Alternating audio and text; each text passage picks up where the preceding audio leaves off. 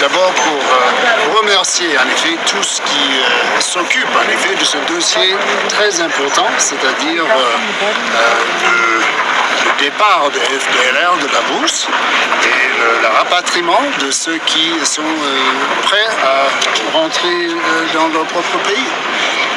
Et je voudrais souligner qu'en effet, cette question, le dossier FDLR reste une priorité pour la MONUSCO, pour la communauté internationale. C'est souligné dans les résolutions du Conseil de sécurité.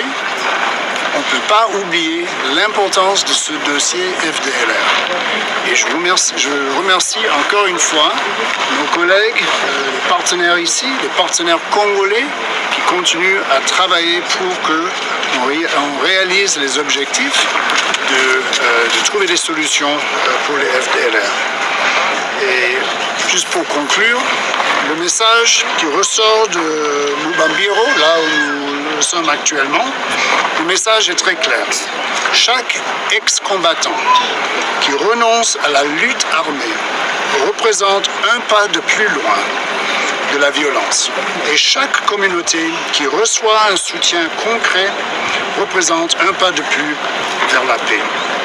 La MONUSCO continuera d'appuyer les efforts visant à réduire la menace posée par les groupes armés, à protéger les civils et à créer les conditions d'un avenir plus stable et plus pacifique dans l'Est de la RDC.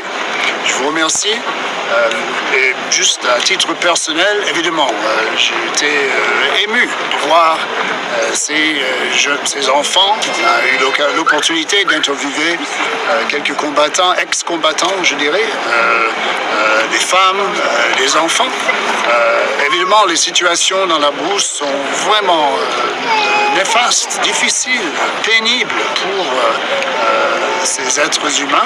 Et maintenant, en quittant la brousse, en acceptant, suite à la sensibilisation, un retour à leur pays, évidemment, ça leur donne l'opportunité pour un avenir meilleur pour eux et pour leurs enfants. Et c'est évidemment quelque chose à encourager de tout cœur. Je vous remercie.